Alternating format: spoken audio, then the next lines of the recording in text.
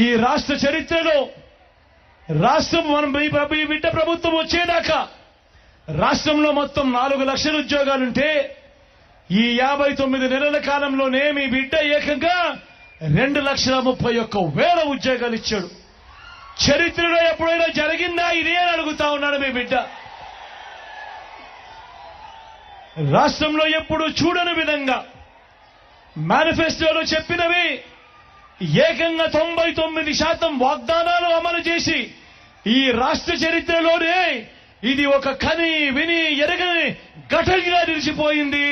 ఈ 59 నెలల మీ బిడ్డ పాలనలోనే కాదా అని అడుగుతా ఉన్నా. ఇంతకు ముందు ఎప్పుడైనా కూడా మనం గమనించింది ఏమిటి అంటే ఎన్నికలప్పుడు మాత్రం అబద్ధాలు చెబుతూ మేనిఫెస్టో ఇస్తారు, ఆ తర్వాత మేనిఫెస్టోను చెత్తబుట్టలో వేసే కాలం.